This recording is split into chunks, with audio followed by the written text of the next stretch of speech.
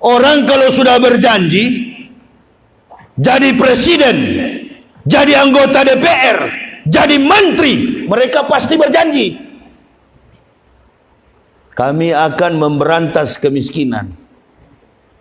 Bukan kemiskinan yang diberantas, justru orang karena tidak adil.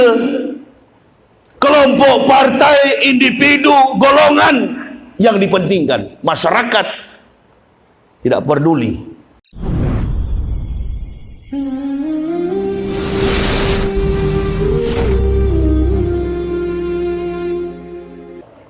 Bismillahirrahmanirrahim. Alhamdulillah. Alhamdulillahillazi arsadal ukula illa tauhid wahadaha wa auduha adillata wahdaniyati wajallaha wa abtala bibarohinil haq subahal batin. Asyhadu an la ilaha illallahul malikul haqul mubin wa asyhadu anna sayyidana Muhammadan abduhu wa rasuluhu shadiqul wadil amin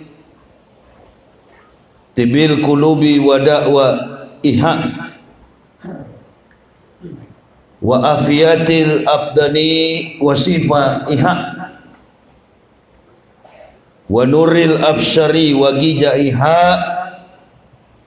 wa kutil arwahi wa gijaiha wa ala alihi wa sahbihi wa sallim, amma ba'd. Fa ya ibadallah ittaqullah haqqa tuqatih wa la tamutunna illa wa antum muslimun. Ibu bapak, saudara-saudaraku rahimakumullah, yang saya hormati, yang saya muliakan,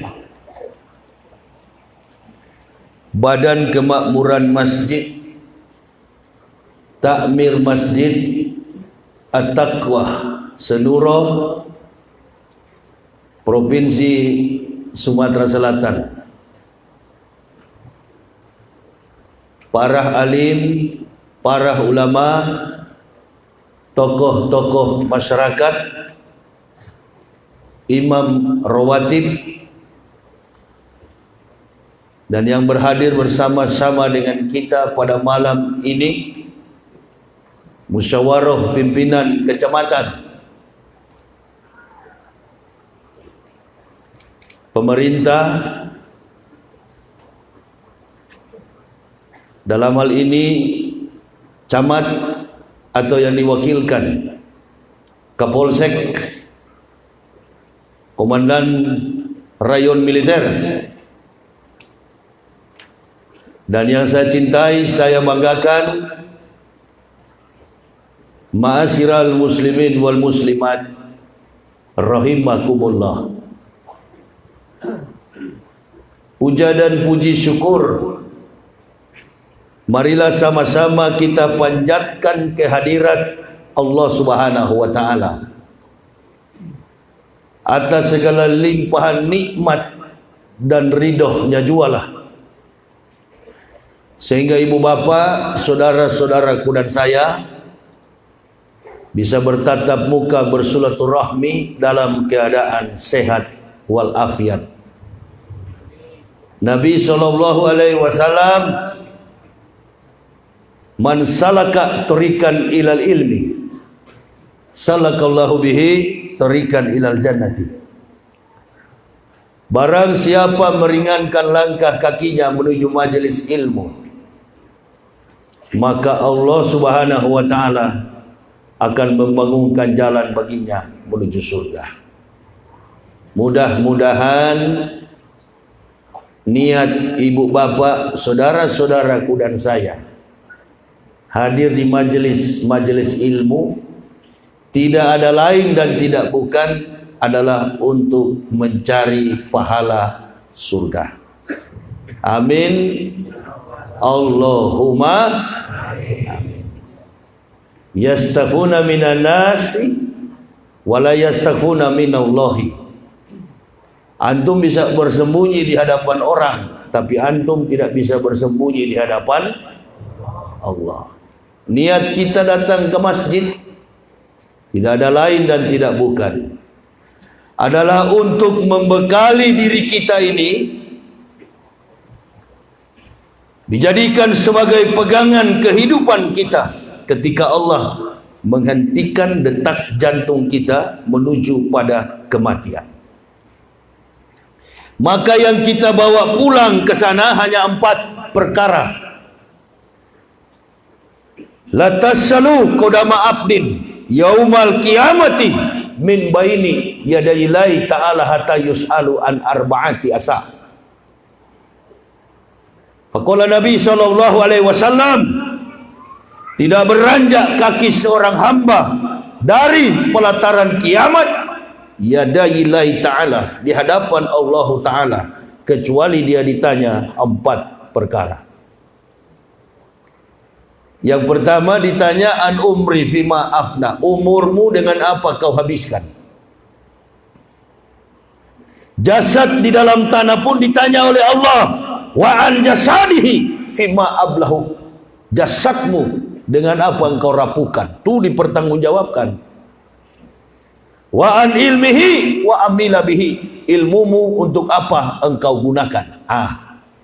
Dan yang keempat, wa an malihi min aina iktasabahu wa fima anfaqahu, hartamu dari mana kau dapat dan untuk apa engkau belanjakan. Enggak ditanya di dunia kau pangkatmu apa, jabatanmu apa, kedudukanmu apa, kasta dan bangsamu apa, enggak. Makanya ketika Allah memberikan kepada kita makhluk manusia ini nafas, sudah terjadi perjanjian dari dalam kandungan. Tugas utama kita itu adalah untuk mengabdikan diri ke jalan Allah. Coba putar di meja ini, taruh samping sini aja. Putar begini.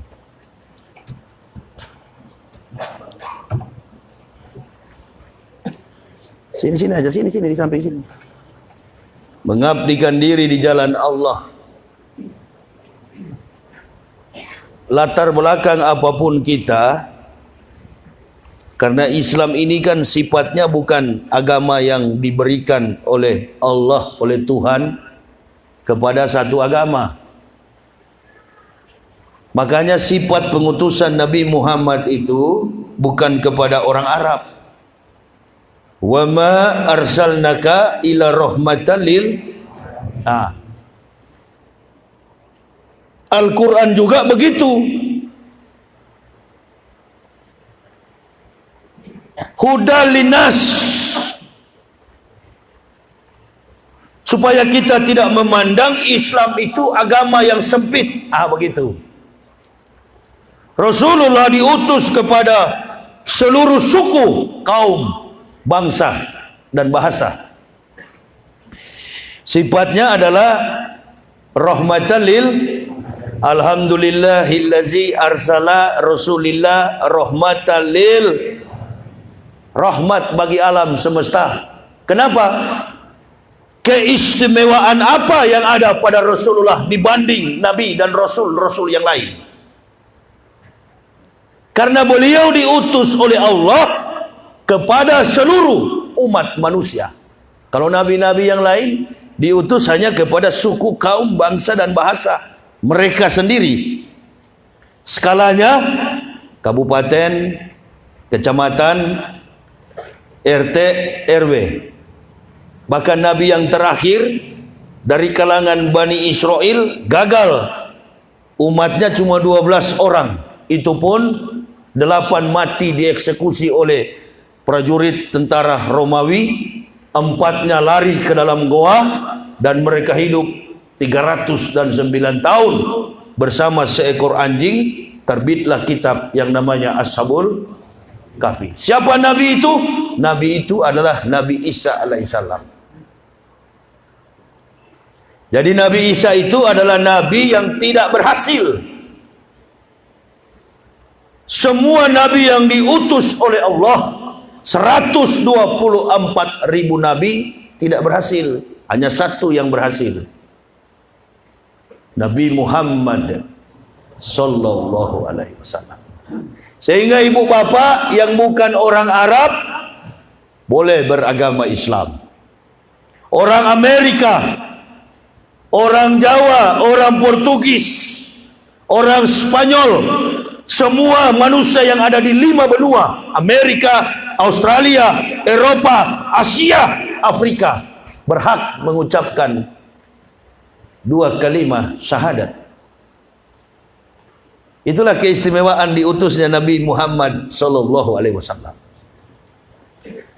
Tapi sebelum beliau datang, risalah, nubuah, informasi dari para nabi sudah disampaikan jauh-jauh hari, ratusan ribu tahun sebelum datangnya Rasulullah sallallahu alaihi wasallam sudah disampaikan oleh para nabi. Semua nabi itu membawa ajaran yang sama. Nabi Isa, Nabi Musa, Nabi Muhammad, semua membawa ajaran yang sama. Kita orang Indonesia dan orang di Eropa ini yang suka pisah-pisahkan. Nabi Isa di gereja, Nabi Musa di Yahudi, Nabi Muhammad Islam. Innalillahi. Siapa yang ajar itu? Berpuluh-puluh tahun ajaran itu, sampai sekarang masih melekat. Isa Kristen, Yahudi Musa, Islam Muhammad. Nah, makanya kita mudah diadu domba. Betul apa betul? Enggak. Nabi Isa itu nabi kita. Nabi Musa itu nabi kita. Ajaran yang dibawa oleh mereka sama dengan ajaran umat Islam. Solat, Nabi Isa solat. Puasa di bulan Ramadan, semua nabi berpuasa di bulan Ramadan. Makanya kalau kita puasa, allazina min qablikum la'alakum tattaqun, sebagaimana orang sebelum kamu, supaya kamu bertakwa. Jadi sudah jelas, ajaran Islam inilah yang mempersatukan seluruh suku, kaum, bangsa, dan bahasa. Kalau dari latar belakang nenek moyang kita Indonesia di benua Asia ini kafir semua, bukan cuma saya yang bekas kafir. Cuma perbedaannya ya itulah, ibu bapak mendapatkan Islam dengan cara yang mudah, saya mendapatkan Islam dengan cara yang tidak mudah. Begitu ibu bapak lahir langsung diajanin. Kalau kami enggak, dengan penelitian berpuluh-puluh tahun, kajian, dengan kemampuan intelektual kami, kemudian mendapatkan hidayah Islam. Makanya kami lebih jujur daripada ibu bapak. Iya. Dari zaman para nabi sampai saat ini tidak pernah ada tuh orang yang namanya dari kafir merusak Islam. Yang merusak Islam itu, kata Muhammad Abduh dalam bukunya Al-Islamu mahjubun bil muslimin. Islam dirusak oleh orang Islam sendiri. Ini kesempatan terakhir yang Allah berikan demi menyelamatkan bangsa dan agama. Kok bisa begitu Ustaz? Orang-orang di sana kan juga Islam. Betul, betul. Tapi kita bisa melihat dalam kacamata iman kita. Saya dulu waktu masih kafir, masih pendeta, bagaimana menghancurkan Islam pakai orang Islam. Nggak ada tuh demo-demo. Dulu-dulu sudah beberapa kali tuh kasus di Kediri. Dandim dan polisi mendapatkan buku PKI. Ada juga yang melah. Saya kalau dari kafir masuk Islam hanya untuk kepentingan pribadi, ambil jalan tengah. Nggak usah campur masalah politik. Tapi kata hadis apa? Asyakata anil haqi syaitonun akros. Barang siapa berdiam melihat kebenaran, maka dia adalah setan yang bisu. Jadi kalau tahu sampaikan. Untuk apa berdakwah tidak sampaikan? Mana hak, mana batil? Karena dakwah itu nggak ada abu-abu. Dakwah itu hitam putih. Hak katakan hak, batil katakan batil. Jangan Ustadz, ini tahun politik. Enggak, ini bukan tahun politik. Ini tahun kekacauan politik. Siapa yang kacau, siapa yang ribut? Bukan masyarakat yang ribut. Elit-elit. Maka perlu diwaspadai, kata Nabi. Nabi berkata, coba kasih naik Pak basnya dikit, bas. Nabi katakan apa? Ihsaroh salasa asnafin minan nasi wahum. Waspadalah dengan 3 golongan manusia yang ada di antara kamu. Itu Ihsaru salasa asnafin minan nasi wahum. Kata Nabi SAW, waspadalah dengan 3 golongan manusia yang ada di antara kamu. Yang pertama, al ulamaul gofilun, ulama yang lalai. Salah saya bilang tadi. Ulama yang lalai, tidak konsentrasi ngurus umat, urus politik. Ulama itu wasit, ada polisi, ada tentara, itu wasit.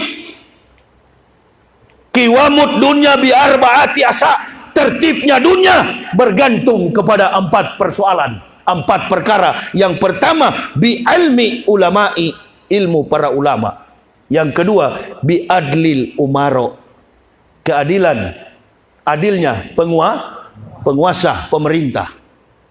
Nah, kalau dalam pertandingan wasit sudah turun jadi pemain, inilah kacau. Wasit itu siapa Ustaz? Wasit itu ulama, polisi, tentara, itu wasit. Jangan jadi pemain. KPU itu wasit. Kalau wasit sudah turun tangan, kacau. Hilang rasionalitas berbangsa. Sampai orang gila pun betul apa betul? Innalillahi. Dalam aturan undang-undang gila nggak boleh milih. Jangan bila bicara sembarang sekarang ini. Hati-hati. Lebih baik mati berkalang tanah daripada hidup bercermin bangkai. Masuk Islam kalau cuma setengah-setengah nggak usah. Betul-betul masuk Islam itu menjawab realitas kondisi bangsa dan agama ini. Di aturan KPU kan sudah ada. Kita disuruh bungkam. Hanya orang penakut yang mau bungkam itu. Takut dengan penjara, takut dengan mati. Saya begitu masuk Islam, berkeliling Indonesia, nggak pernah beristirahat. Sejak dari 2006 sampai hari ini, alhamdulillah Rabbil alamin, tetap eksis berdakwah. Tuh, tertibnya dunia bergantung kepada 4 perkara. Yang pertama, bi ilmi ulama'i, ilmu para ulama. Yang kedua, bi adlil umaro, adilnya pemerintah. Yang ketiga, Bisyaqawatil agniya, kedermawanan orang-orang kaya. Dan yang keempat, yang paling bahaya ini, bidakwatil fuqara'i, doa orang-orang miskin. Orang kalau sudah berjanji jadi presiden, jadi anggota DPR, jadi menteri, mereka pasti berjanji, kami akan memberantas kemiskinan. Bukan kemiskinan yang diberantas, justru orang karena tidak adil. Kelompok, partai, individu, golongan yang dipentingkan, masyarakat tidak peduli. Ini watujaru bil hiyanati, pedagang-pedagang pengkhianat. Ada kemarin polisi berpangkat komjen, siapa namanya, Budi Waseso, ketika Menteri Perdagangan kafir itu Lukito Andreas Andreas Tato, siapa namanya? Susah sekali namanya, orang Cina itu, Menteri Perdagangan.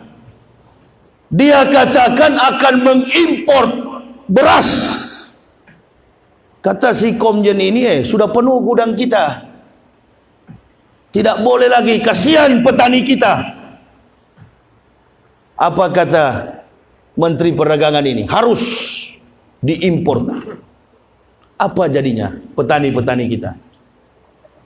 Nah, ini ketidakadilan di masyarakat. Lalu menuduh orang tidak Pancasila. Pancasila itu bukan teori ketuhanan yang Maha Esa, kemanusiaan yang adil dan beradab, persatuan Indonesia, kerakyatan yang dipimpin oleh hikmat kebijaksanaan dalam permusyawaratan perwakilan, keadilan sosial bagi seluruh rakyat Indonesia. Barang itu sudah finish, bukan final. Tidak hanya teori, diaplikasikan, direalisasikan dalam konteks kehidupan pribadi, rumah tangga, bermasyarakat, berbangsa dan bernegara. Kalau keadilan sudah merata, Allahu Akbar, agama Islam tidak diganggu, negara ini akan jadi baik. Agama Islam jangankan di Indonesia, sampai ke Eropa sana, Amerika, Islam dijadikan alat. Di Indonesia juga begitu. Padahal Allah perintahkan dalam Al-Quran, ya ayyuhalladzina amanu intan surullah yanzurkum wa yusabbit akdamakum. Wahai orang beriman, barang siapa menolong agama Allah, maka Allah menolongmu dan meneguhkan kedudukanmu. Di Indonesia agama Islam bukan ditolong, dijadikan sebagai alat politik. Betul apa betul? Lihat ya, saya sering bilang Islam itu, berulang-ulang saya katakan dalam dakwah saya itu, Islam itu ibarat buah, dia buah yang sedap, buah yang manis, buah yang nikmat, buah yang bergizi, tumbuh pada pohon yang subur, tumbuh pada pohon yang baik di tanah yang subur. Itu Islam. Ada yang hanya memakan manisnya, ada yang merawat dan menanam pohon Islam. Siapa yang suka memakan manisnya itu? Itu yang di pokok-pokok kayu itu, yang siang malam kacak pinggang, spanduk-spanduknya itu maksud saya. Itu yang suka makan manisnya. Nggak mau tahu dia, masyarakat mau jungkir balik, masyarakat mau celaka, masyarakat mau binasa. Ditambah pula dengan ulama-ulama yang tidak amanah, sibuk. Sudah ustadz, sudah ulama, sudah kiai, mau jadi politikus. Kita kalau berkumpul di masjid begini, mulai dari pendakwah sampai kepada yang duduk jamaah, dengan segala macam kompetensi ilmu yang Allah berikan, itulah nikmat buah daripada Islam. Jangan berubah. Saya dari Kristen masuk Islam, kompetensi saya dari kafir itu adalah pendakwah, pendeta. Begitu masuk Islam, ditawarkan jadi dosen, saya nggak mau.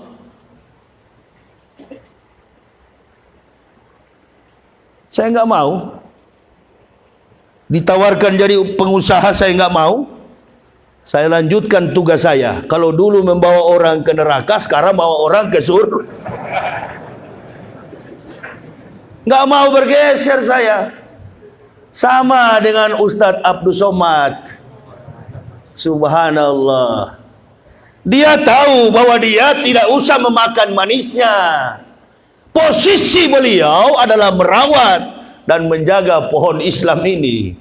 Polisi dengan mahasiswa takbir, masyarakat takbir, lempar batu, markas polisi, markas tentara, Allahu Akbar. Polisi tentara merasa diri Islam, ambil batu, Allahu Akbar. Orang kafir di pintu gereja, haleluya. Permainan siapa ini? Oh.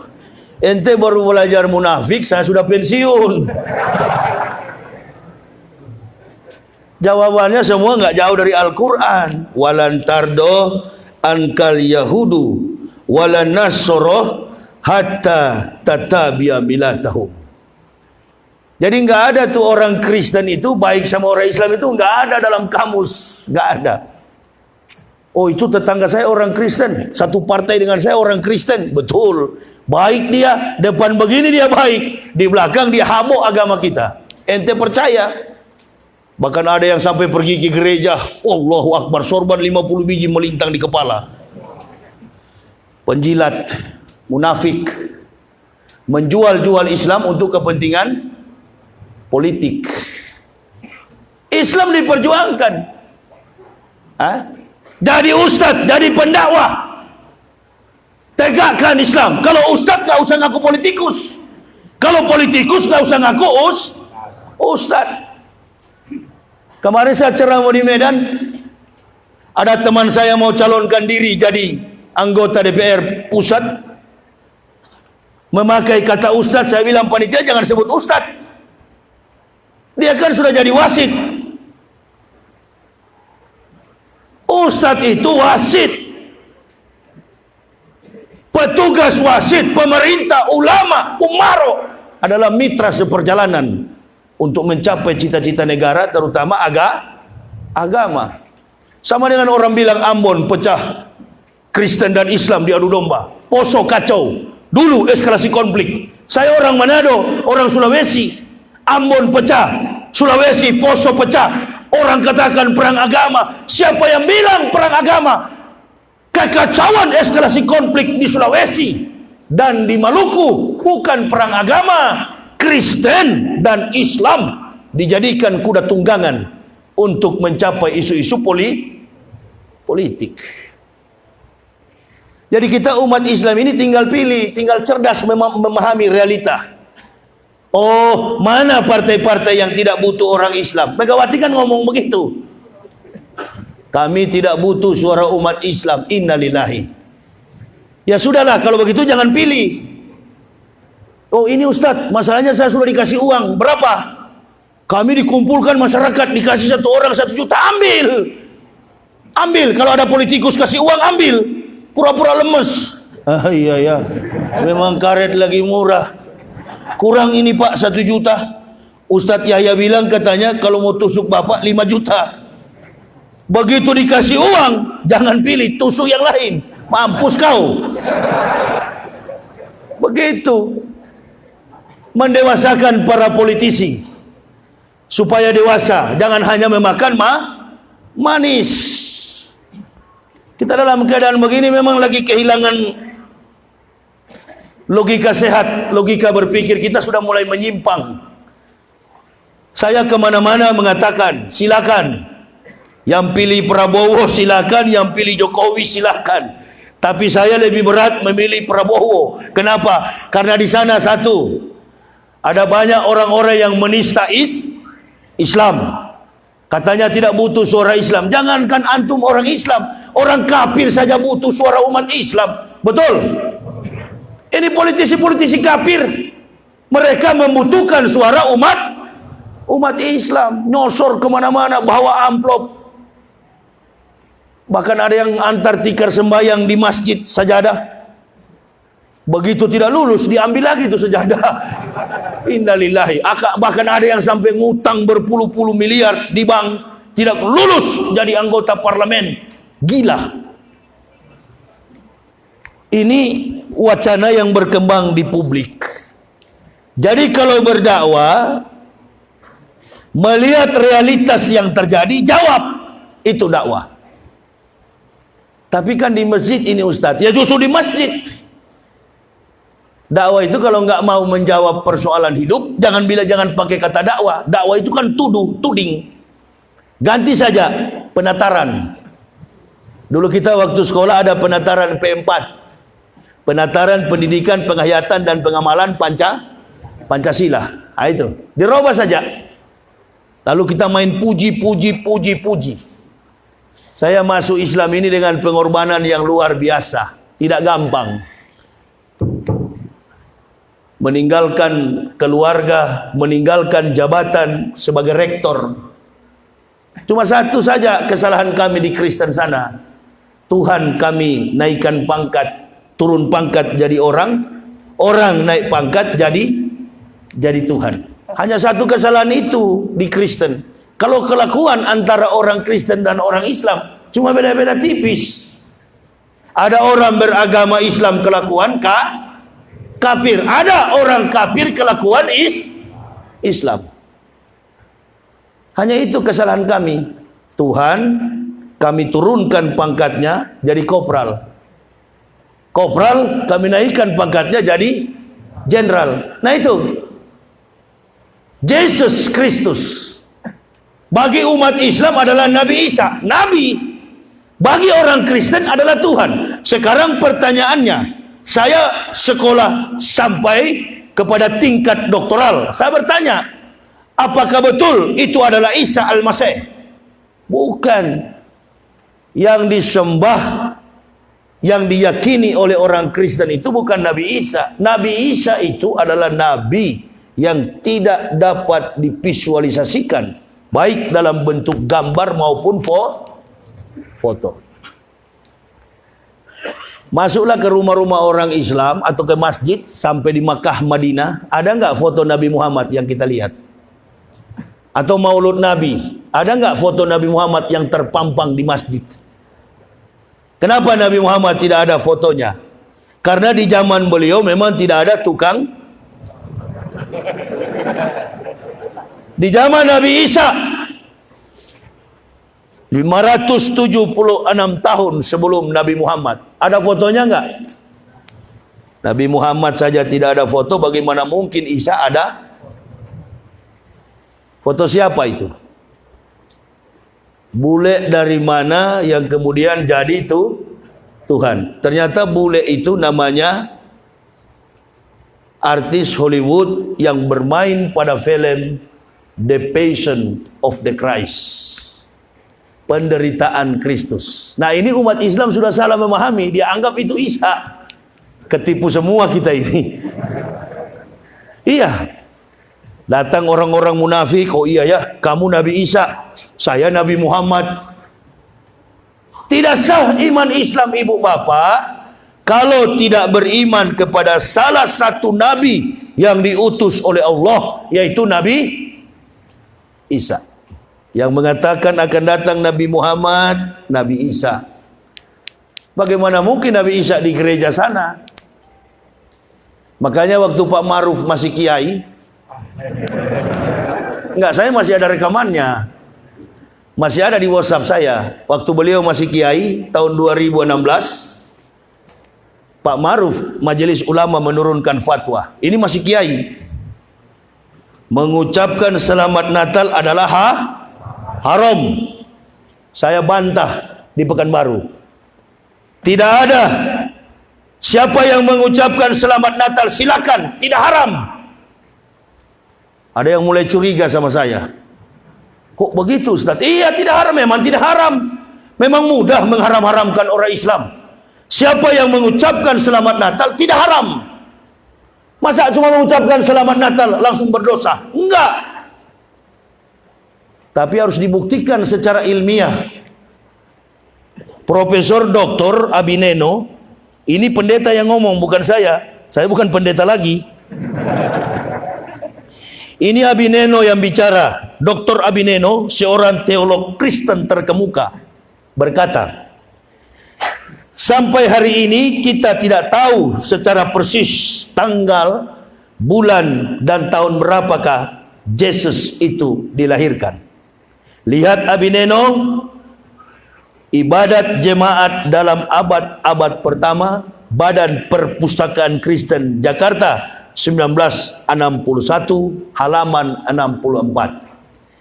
Jadi profesor teolog Kristen, guru besar Kristen, pendeta Abineno berkata, kami tidak tahu tanggal, bulan, dan tahun berapakah Yesus dilahirkan. Tanggal 25 Desember itu adalah kelahiran anak dewa matahari. Semua pendeta di dunia sampai hari ini, termasuk saya rektor dulu, tidak kami tahu tanggal, bulan, dan tahun berapakah Yesus dilahirkan. Jadi kalau jamaah mengikuti mengucapkan selamat Natal, bukan haram, sama-sama goblok dengan kafir. Itu jawabannya. Keras tapi ilmiah, kan begitu. Saya tidak ada kepentingan kecuali menjaga agama ini supaya tetap jangan sampai tinggal nama kita Islam di Indonesia ini. Masyarakat kita ini kan masyarakat yang mudah dibayar, mudah terbawa opini, dan tidak berpendirian. Besok-besok ada pendeta yang jadi cawapres, dananya orang Kristen itu kuat, Protestan dari Stuttgart, Katolik dari Vatikan, artis-artis dan atlet-atlet yang ada di Eropa, mereka kalau membayar 1/10 ke gereja, dananya gereja itu kuat sekali, beda dengan orang Islam 2,5%, itu pun disunat. Kalau orang Kristen membayar 1/10, gaji mereka setiap bulan dipotong 10%. Kalau gajinya 5 juta, bayar ke gereja 500.000. Itu Messi 1/10-nya ke gereja itu, Messi pemain bola, Lionel Messi, itu persepuluhannya tiap bulan itu sampai 600 juta. Begitu juga Ronaldo, tiap bulan. Belum lagi artis-artis Hollywood, makanya Kristen dananya kuat.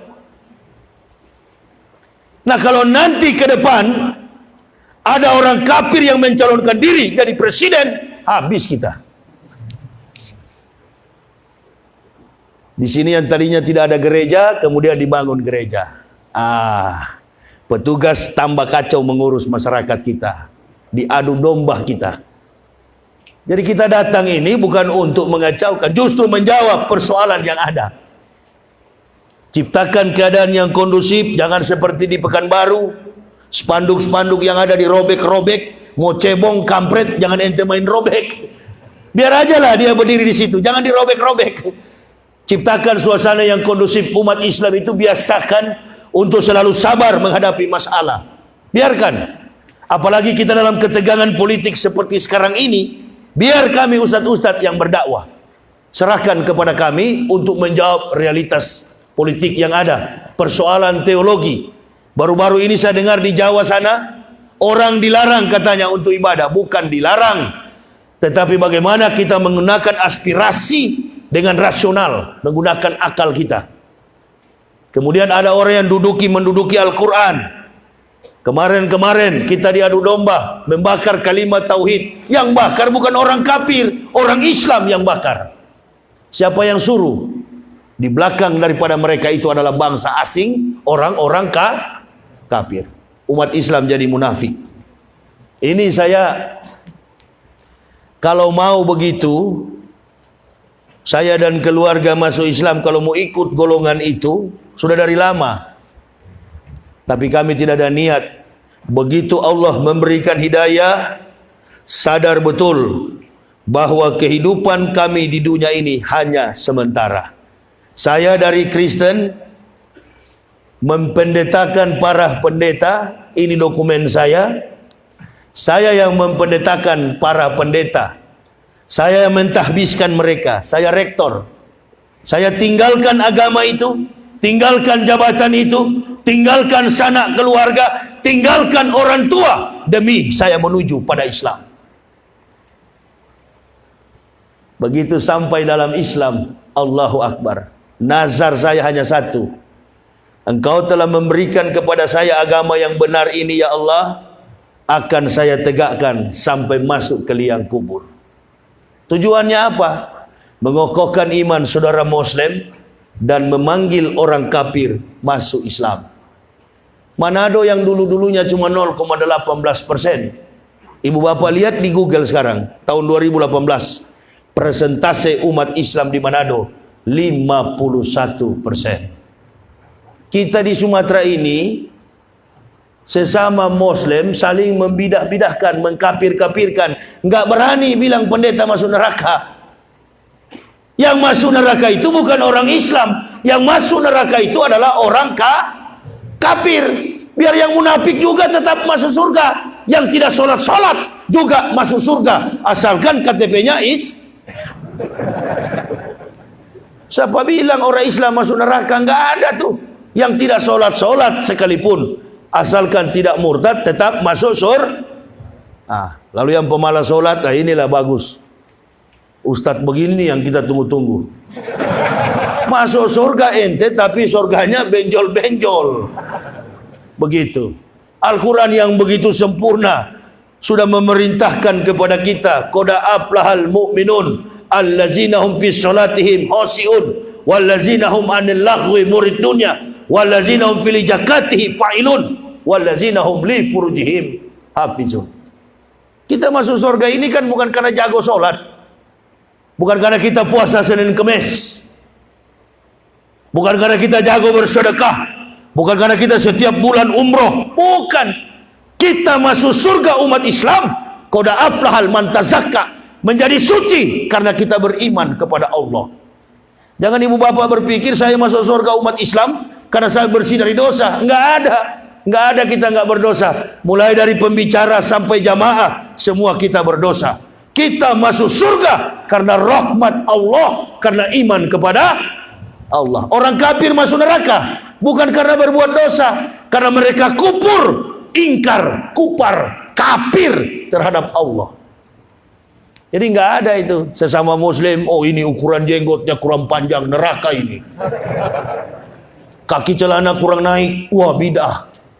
Maulud bidah, Isra Miraj bidah, kunut tidak boleh, tidak ada dalil,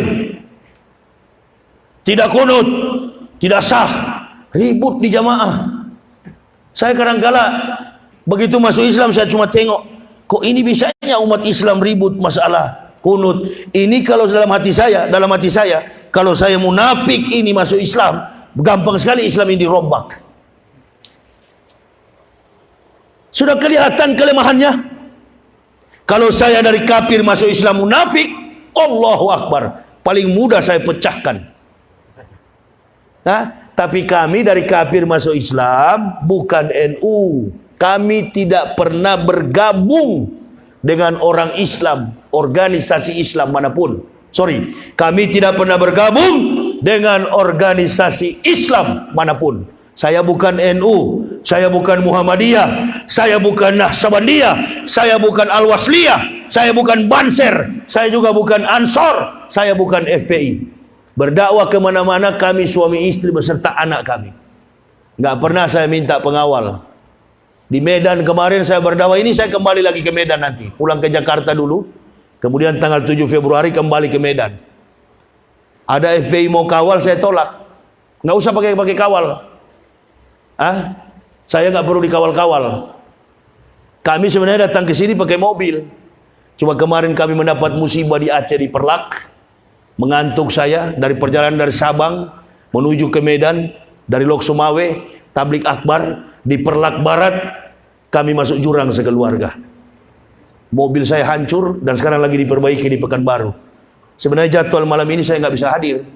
Dalam kondisi yang sangat memprihatinkan mobil kami. Tinggalkan sampai di Pekanbaru, sudah pecah, hancur tuh mobil.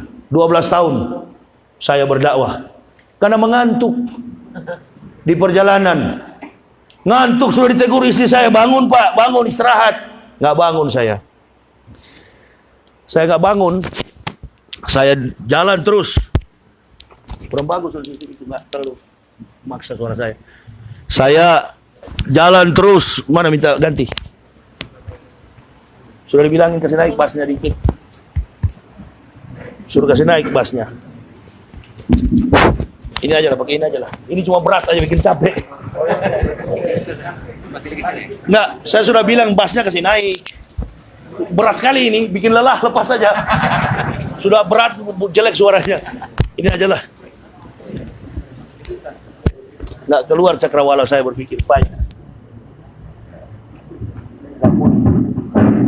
Jadi saya tinggalkan mobil, saya naik pesawat dengan anak istri. Alhamdulillah. Jurang yang begitu dalam, hanya batang pisang 3 biji yang 3 pokok batang pisang kecil yang tahan mobil kami. Dan nggak masuk akal sebenarnya, kami keluarga sudah tewas. Nggak masuk akal. Itu batang pisang 3 biji yang tonggak, yang tahan kami mobil kami. Saya keluar dari jendela, tarik anak istri. Setengah tiga subuh. Karena memang perjalanan cukup jauh dari Sabang mau ke Medan. Berkeliling Indonesia, nggak pernah pakai sopir. Dan memang saya nggak mau pakai sopir. Dakwah kami ini tidak mau diperalat, apalagi sekarang ini musim politik. Jadi kami tidak mau diperalat. Saya telepon sama Pak Busroni, Pak, saya bilang istri saya kasih tahu, nanti di lain waktu saya bisa hadir, batalkan dulu. Oh enggak Ustaz, sudah diumumkan. Ya saya nggak kaget kalau jemaah banyak begini, dari mana-mana. Jemaah sudah tahu saya di handphone. Jemaah sudah lihat, oh ini temannya Pak Maruf Amin mau datang. Saya tidak ada memakai apa itu sopir pribadi, nggak ada. Saya bawa sendiri, saya jalan sendiri. Kadang-kadang jemaah bertanya, apa Ustaz pernah dicegat orang Kristen? Enggak, baru 17 kali kaca mobil saya ganti. Di Sulawesi saya berdakwah, hasilnya apa? Banyak orang Manado yang masuk Islam. Nggak ada tuh saya lapor-lapor. Kalau dia niaya mati dalam berdakwah, ya sudah. Udah begitu risiko dalam berdakwah. Jemaah saya ditanya, apakah Ustaz pernah dicegat orang Kristen? Enggak. Kalau itu enggak. Makhluk-makhluk halus yang sering saya jumpa. Kadang-kadang di perjalanan itu ketemu kuntil anak. Dulu di Kristen nggak pernah ketemu yang begitu, karena memang sama-sama setan. Itulah ibu bapak nikmat berdakwah. Mana dulu saya pendeta baru bawa mobil 1 meter 1 kilometer sudah lelah saya. Dari Jakarta sampai ke Aceh bawa kendaraan. Nggak istirahat. Keliling Indonesia sampai akhir hayat pengabdian saya berdakwah di jalan Allah. Berbuatul fisabilillahi aw-rahautun khairun minad dunya wa ma fiha. Berangkat pagi atau sore berjuang di jalan Allah adalah lebih mulia daripada dunia dan segala isinya. Ibu bapak mau tahu, kita orang Manado ini salah satu suku di Indonesia yang mayoritas penduduknya radikal, penduduknya fanatis beragama Kristen itu Manado. Saya sering berdakwah di Medan. Dulu asumsi saya Medan itu Kristen. Ternyata orang Batak itu 80% agamanya Islam.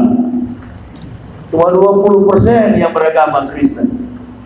Oh, baru saya tahu. Berarti Batak ini yang paling banyak beragama Islam. Ada Nasution Kristen, ada Nasution Islam.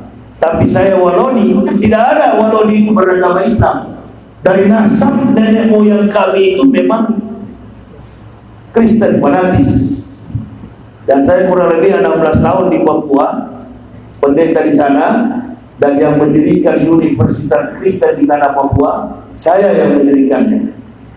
Universitas Kristen Indonesia di tanah Papua. Saya tinggalkan itu, gaji pun dari Jerman saya tinggalkan. Saya masuk Islam supaya kalau ceramah begini dapat amplop. Kalau hanya mau cari amplop saya rugi masuk Islam. Di sana saya digaji.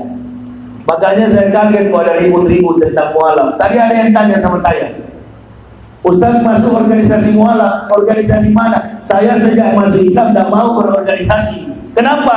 Karena saya sudah baca, saya sudah tahu. Pura-pura berorganisasi, ujung-ujungnya satu, hanya untuk mencari kepentingan politik, dan kedua, memperalat umat untuk mencari-cari keuntungan dunia. Umroh tipu-tipu, haji tipu-tipu, ngumpul-ngumpul mualaf, tidak ada kerjaan, minta. Padahal Islam mengajarkan tangan di atas lebih mulia daripada tangan di bawah. Baru-baru ribut masalah mualaf, orang ngaku mualaf. Kalau mau cari duit jangan masuk Islam. Saya sering bilang sama orang-orang kafir, mualaf yang masuk Islam. Saya dan keluarga bukan mualaf. Tidak ada kata mualaf dalam Al-Quran. Yang ada ialah mayyat ilahu fahuwal muhtadi wa ma yudlil faulaika humul khasirun. Kata Allah, barang siapa yang diberi petunjuk maka mereka adalah muhtadi, bukan mualaf. Mualaf itu dalam bahasa Arab artinya orang yang dipujuk hatinya. Saya dan istri anak tidak ada yang pujuk. Jangan disamakan dengan orang kafir yang masuk Islam karena mau kawin, karena ikut-ikutan. Di mana mayoritas Islam jadi Islam, mayoritas Kristen jadi Kristen, mayoritas Majusi jadi Majusi. Innalillahi. Kami sekeluarga bukan keluarga mualaf. Kami sekeluarga adalah keluarga muhtadin, orang yang mendapat petunjuk. Makanya saya nggak mau berorganisasi. Bikin malu, bila setitik merusak susu sebelanga. Masuk Islam, kerjaannya ke masjid, minta-minta, bersaksi. Nama saya dulu Matius, nama saya Stefanus, Robertus, Seprinus. Saya masuk Islam karena saya bermimpi ketemu Nabi Muhammad, jenggotnya panjang, badannya tinggi. Besok juga ada yang murtad. Ditanya pendeta, kenapa murtad? Karena saya ketemu Yesus, jenggotnya panjang, badannya kekar, makanya saya masuk Kristen. Murtad. Sama kuat.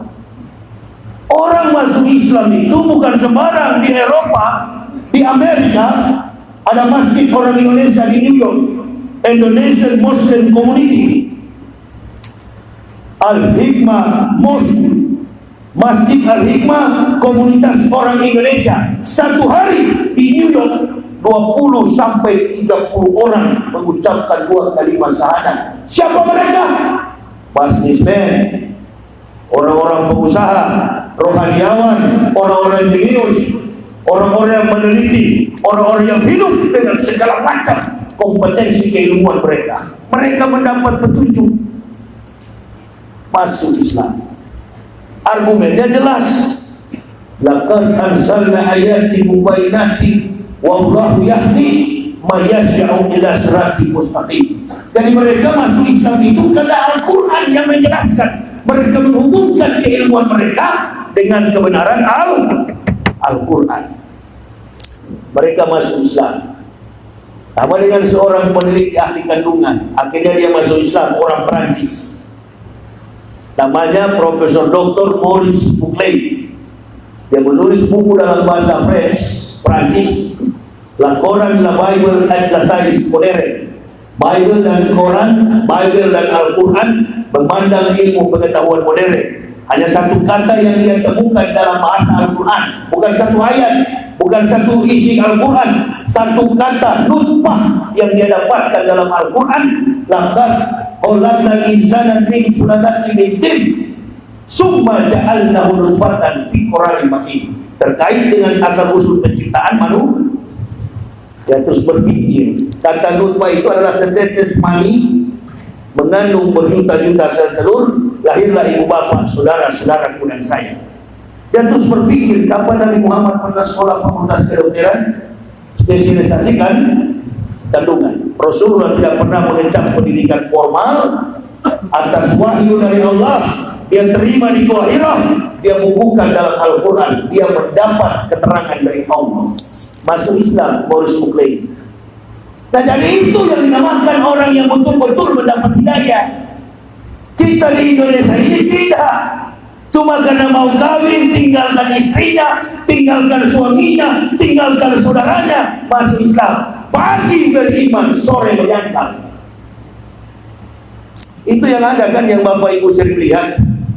Baru dipanggil mualaf, saya nggak suka, saya nggak terima kalau dipanggil mualaf. Buktinya saya lebih tahu daripada Bapak Ibu soal Islam. Ente yang mualaf, saya bukan. Isa katanya Kristen. Isa itu Nabi kita yang ke-24. 124.000 Nabi yang mengatakan satu-satunya dalam Al-Quran Nabi Muhammad akan datang, ya Nabi Isa. Surat 61 ayat yang ke-6. Wa in qala Isa ibn Maryam ya bani Israil inni rasulullah ilaikum musadiqan baina yadaya minat taurati wa basis rabbi rasulil ya'ti min bani Ahmad. Jadi yang paling tahu akan datang Nabi Muhammad adalah golongan para nabi. Satu-satunya dalam Al-Quran Nabi Isa alaihissalam.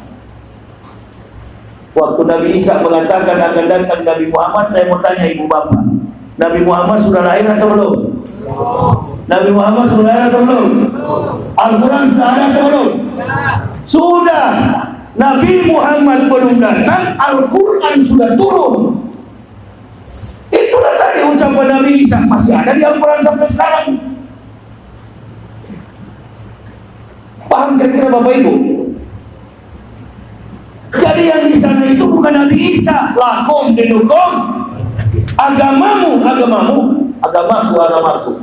Lalu debat antara Kristen dan Islam di YouTube. Innalillahi, satu bukan ahli Kristen, satu juga bukan ahli Islam. Orang Kristen itu gak usah didebat. Tanya sama orang Kristen. Dalam pengakuan keyakinan Kristen itu, Tuhan datang sebagai manusia, dia mati disalib di bukit Golgota. Itu iman Kristen, keyakinan Kristen. Jadi kalau ibu bapak mau Islamkan orang kafir, cuma tanya satu kata saja. Dalam keyakinan Kristen yang kami tahu, Anda mengatakan bahwa Tuhanmu turun ke dunia jadi manusia, kemudian Tuhanmu mati, turun ke dalam kerajaan maut, pada hari yang ketiga bangkit pula dari antara orang mati. Sekarang kami sebagai Muslim mau bertanya, apakah Anda percaya bahwa Tuhan pernah mati? Orang Kristen pasti akan menjawab dengan cepat, Tuhan tidak pernah mati. Apakah Anda percaya Yesus adalah Tuhan? Pasti dia akan jawab, Yesus adalah Tuhan kami. Apakah Yesus pernah mati? Di sini dia mulai bingung. Dia akan menjawab, dia mati demi menembus dosa-dosa umat manusia. Sudahlah, saya sebagai Muslim tak mau tahu apa dia mati menembus dosa atau tidak. Yang saya tanya, dia pernah mati atau tidak? Kalau dia jawab, ya pernah. Tadi ente bilang Tuhan tidak mati, sekarang Yesus mati. Mana yang Anda percaya? Tuhan yang tidak pernah mati atau Yesus yang pernah mati? Hanya begitu. Gak usah lantas ambil Al-Quran. Ini Al-Quran mengatakan, Suratul Kafirun mengatakan, oh ya ayyuhal kafirun. Oh, sama dengan bicara tembok.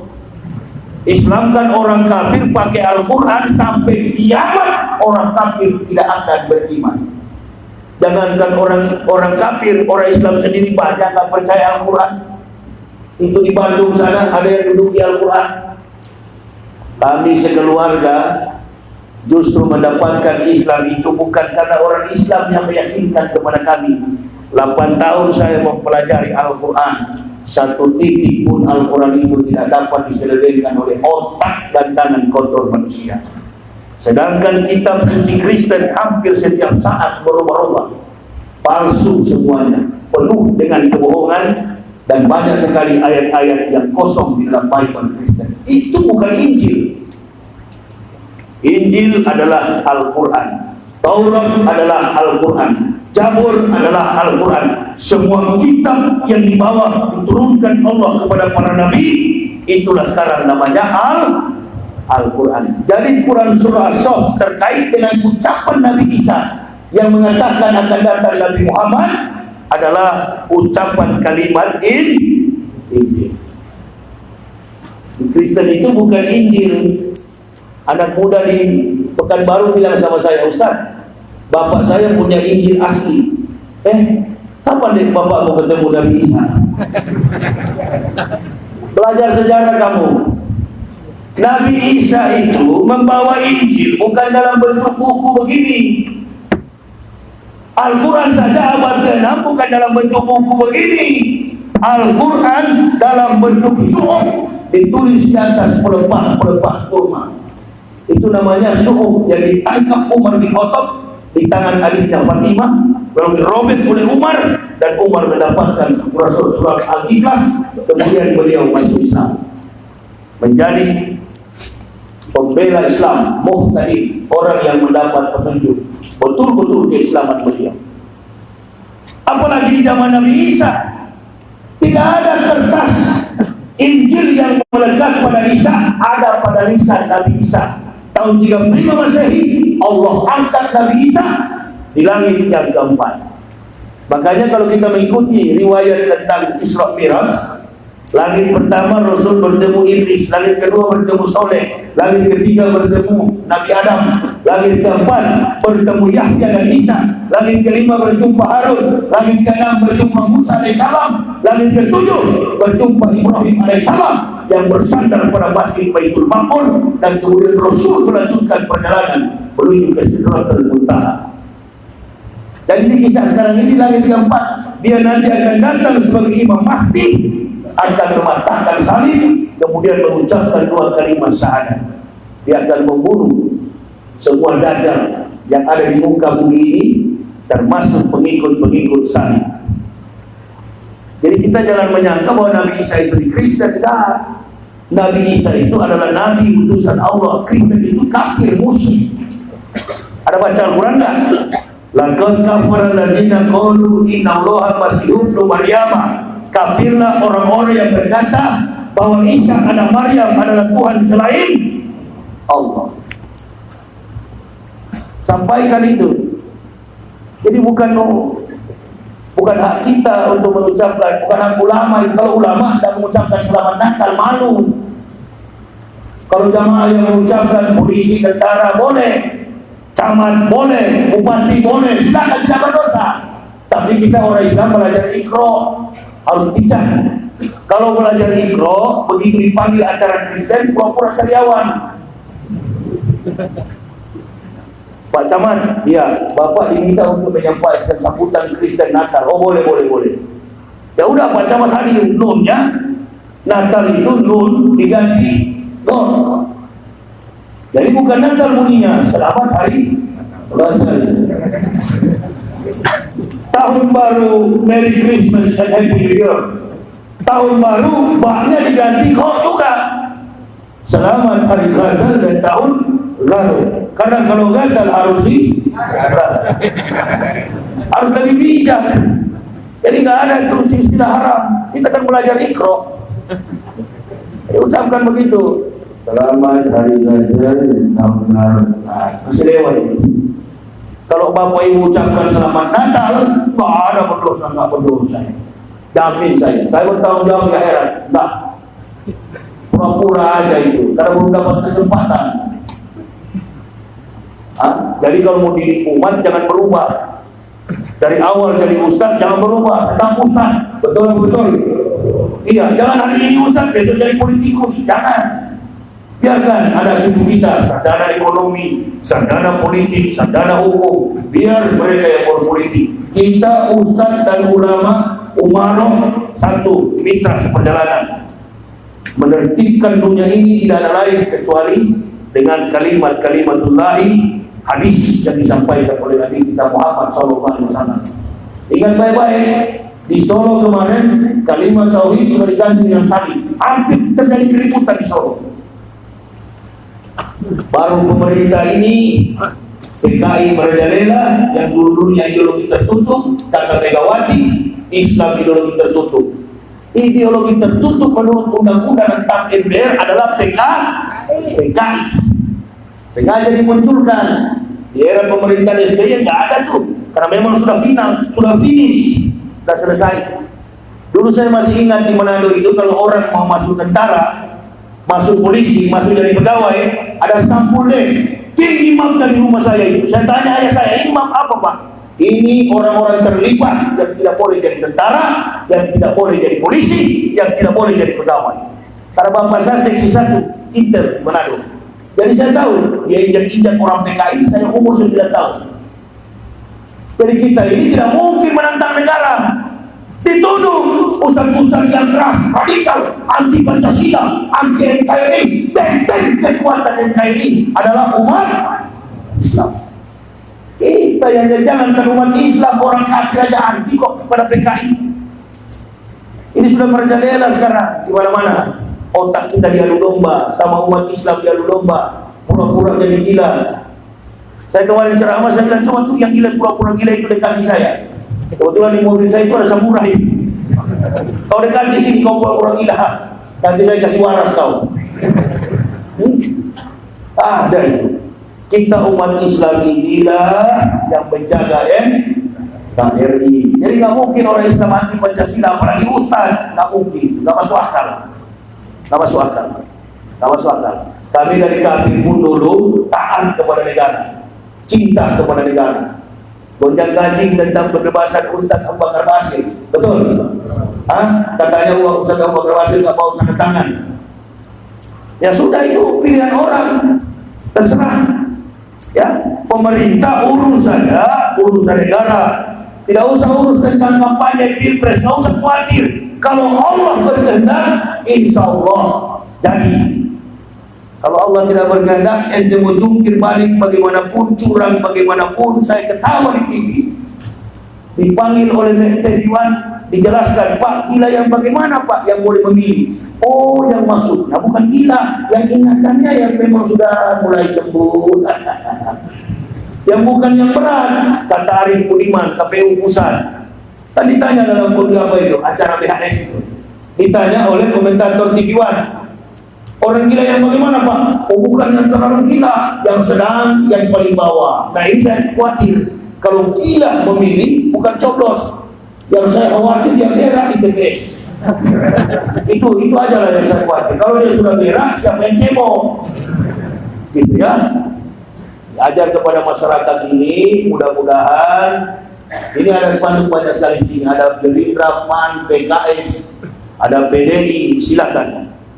Partai apapun Anda, satu saja, asalkan Anda tidak munafik terhadap Islam. Karena antum kan di spanduk-spanduk itu pakai haji, pakai hajar, betul?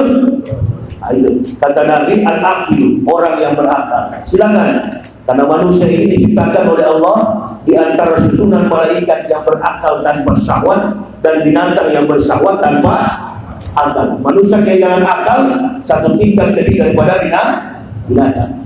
Tapi manusia mampu mengalahkan keburukan sifatnya dengan akalnya, maka manusia satu tingkat lebih daripada malaikat.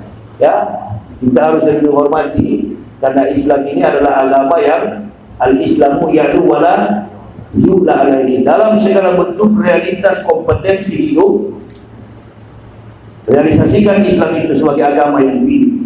Jangan pandang enteng. Ibu bapak boleh pandang enteng Islam, karena memang lahirnya dari Islam, turunan. Saya mendapatkan Islam dengan jeripaya dan pengorbanan. Jangan salah anggapan ibu bapak. Kami lebih mencintai Islam ketimbang ibu bapak. Ibu bapak mendapatkan Islam ini nggak ada modal. Ibarat pegawai, ibu bapak melamar, saya dipanggil jadi pegawai. Itu bedanya. Jadi ibu bapak begitu lahir langsung Islam. Kami nggak, dianiaya, dicaci maki, diusir keluarga. Itulah harga kami masuk Islam. Lihat aja lah di YouTube bagaimana pindahan, bagaimana caci makian terhadap kami. Ibu bapak kemana-mana aman. Kami kemana-mana ini tingkat kewaspadaan kami tinggi. Naik pesawat pun jangan harap saya mau minum tuh air di pesawat. Tingkat kewaspadaan kami tinggi. Kemana-mana kami, ya, kami tetap waspada. Karena orang kafir tidak suka dengan kami. Ibu bapak kemana-mana bebas, bebas. Kami terancam di mana-mana. Tapi karena agama ini agama yang benar, kami tidak pernah takut dengan keadaan itu. Dan kami tidak minta umat Islam bela. Jamaah cukup mendoakan kami kemanapun kami pergi dan kami berada. Ya Allah, ya Rabbi, lindungilah Yahya Walauddin dan keluarga. Jagalah beliau untuk senantiasa istiqomah berdakwah menegakkan Islam, mempersatukan ukhuwah Islamiyah dan memanggil orang-orang kafir supaya masuk. Tapi jangan semua juga yang masuk. Nanti kalau semua, siapa yang di neraka, kan begitu. Ya, saya kira itu ya. Dan waktu tidak bisa jumpa, ibu bapak, saya hadir ini memang dalam kondisi yang kurang sehat. Tadi pun mau ceramah, saya sempat minum obat dulu baru saya ke sini. Karena sudah hampir 2 bulan saya di Medan dan Aceh, kelelahan. Besok pagi saya pulang ke Jakarta, jadwal sudah menunggu di Jakarta. Insya Allah tanggal 7 umur panjang saya akan kembali ke Pekanbaru, kembali ke Medan, Sumatera Barat, dan akan lewat di sini nanti sekitar tanggal 6 Maret. Jadi saya kira itu aja yang bisa saya sampaikan. Mudah-mudahan apa yang saya sampaikan ini dapat memotivasi iman kita kepada Allah Subhanahu wa Ta'ala. Berdebat, kita sudah biasa dengan hal-hal begitu. Jadi jaga kondisi ini, apalagi di kampung begini, kata Nabi, wa ahlu rustaqi terjadi orang kampung karena kebodohan. Apapun yang didengar langsung ditelan, apapun yang dilihat langsung dipercaya. Awas, hati-hati. Wa ahlu rustaqi terjadi orang kampung karena kebodohan. Jadi yang saya sampaikan ini, sekali lagi, yang saya sampaikan ini adalah tingkat kritis kita berpikir supaya Islam itu dapat kita jaga marwahnya, dan agama ini tetap menjadi keyakinan kita sampai anak cucu kita. Allahumma habib ilaina al-iman wa zayyinhu bi qulubina wa karrih ilaina al-kufra wal fusuq wal isyan waj'alna minal rasyidin. Allahumma tawaffana muslimina wal hikma bis-salihin ghayra huzayya wal maqdud. Allahumma ij'alna muflihin. Allahumma ta'at pada qulubina bi dzikrika wa adnim alaina al-iman wa asbir alaina min fadlik waj'alna min ibadika sholihin. Rabbana taqabbal minna innaka antas samiul alim wa tub alaina innaka antat tawwabur rahim. Wassalatu wassalamu ala sayyidil anbiya'i wal mursalin Muhammadin wa ala alihi wa sahbihi ajmain. Subhana rabbika rabbil izzati amma yasifun wa salamun alal mursalin walhamdulillah rabbil alamin.